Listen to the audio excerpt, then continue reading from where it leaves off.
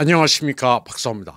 4월 26일 블라디미르 푸틴 러시아 대통령은 발레리 게라시모프 참모총장의 보고를 받고 쿠르스크 지역이 완전히 해방됐다고 선언했습니다. 그는 적을 격파한 모든 러시아 군인들에게 축하를 전했습니다. 푸틴 대통령은 우크라이나의 무모한 도박이 완전히 실패했다면서 이로써 러시아군의 추가 공세를 위한 조건을 만들어냈다고 치하했습니다. 그리고 적군이 입은 막대한 손실은 전투 접속선 전체에 확실히 반영될 것이라고 말했습니다. 게라시모프는 러시아군이 국경에서 1km 떨어진 고르날 마을을 접수함으로써 쿠르스크를 완전히 해방했다고 보고했습니다. 그는 쿠르스크 지역을 침공한 우크라이나군 병력의 격퇴가 완료됐다면서 키예프가 소위 전략적 교두보를 구축하고 돈바스에서 공세를 저지하려는 계획은 실패했다고 말했습니다.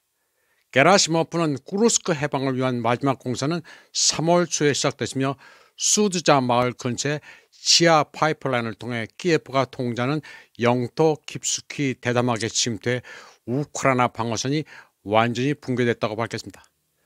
그는 쿠르스크 지역에서 우크라이나군의 사상자는 76,500명에 달했다고 추산했습니다.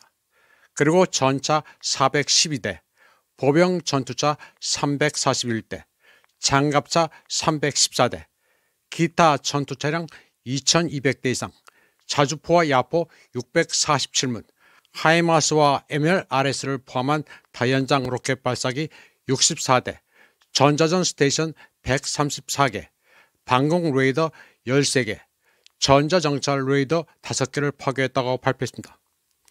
게라시모프는 또 쿠르스크 지역에서의 러시아 군사 활동이 북한군의 지원을 받고 있으며 이 지원은 작년에 체결된 포괄적인 전략적 동반자 관계 조약에 따른 것이라고 확인했습니다. 게라시모프는 북한군이 러시아 군대와 어깨를 나란히 하며 강인함과 영웅심, 높은 전문성을 보여줬다고 보고 있습니다. 게라시모프가 밝힌 북한군 관련 팩트는 이게 답니다. 구체적인 내용은 밝히지 않았습니다. 마리아 사하로바 러시아 외교부 대변인은 북한이 군대를 파견해 러시아와 높은 수준의 연대를 보였다고 말했습니다. 그녀는 양자 조약에 공격이 발생할 경우 가능한 모든 수단을 동원해 상호 군사 지원을 제공한다는 내용이 포함되어 있다고 시작했습니다. 자하로바는 꼼소모스카야 프라프다와의 인터뷰에서 북한 친구들이 보여준 연대는 러북 관계가 본질적으로 동맹 관계에 가깝다는 것을 보여주고 있다고 말했습니다. 그런데 러시아가 북한과 체결한 포괄적 전략적 동반자 관계 협정은 이란과 맺은 협정과도 유사합니다. 따라서 이는 국제 정치적으로도 상당한 의미를 내포하고 있습니다. 미국과 이스라엘의 이란도 소위 혈맹이니 건들지 말라는 매우 중요한 신호입니다.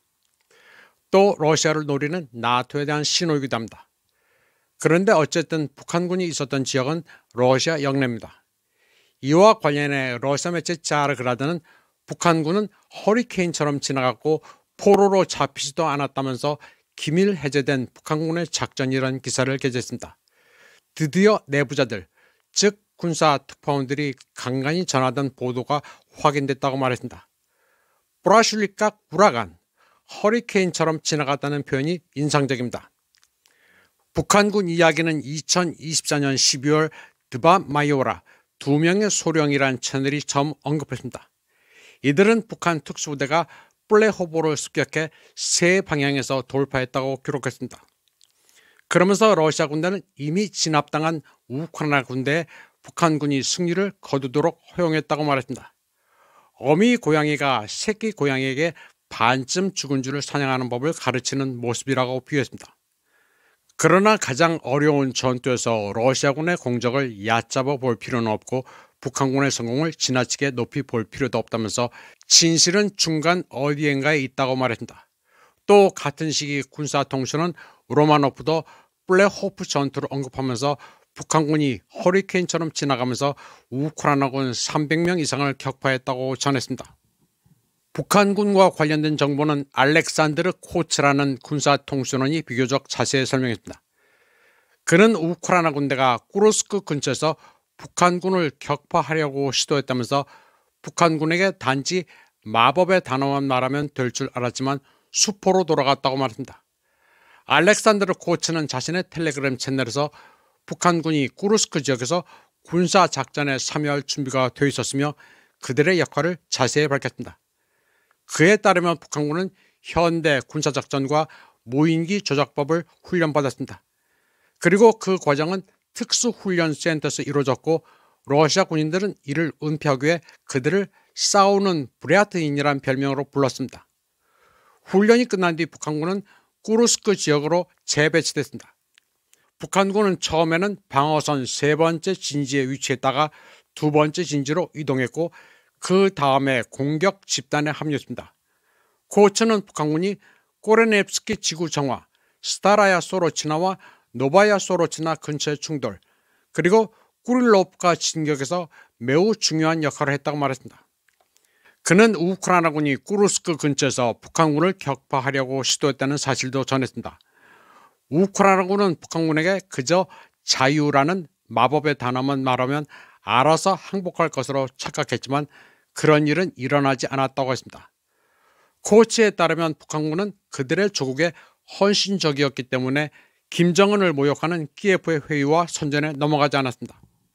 알렉산드르 코츠는 키예프 측이 항복하라, 김정은이 너희를 죽이고 너희 가족들을 굶겨 죽였다, 노란 깃발을 들고 자유를 외치며 항복하라고 선전했지만 먹히지 않았다고 말했습니다.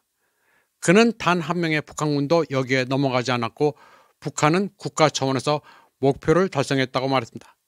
그는 평양이 현대 군사작전에서 실제 전투 경험을 얻었고 집단 서방의 전술에도 익숙해졌다고 말했습니다. 이번 방송은 여기까지 하겠습니다. 시청해주신 여러분 감사합니다.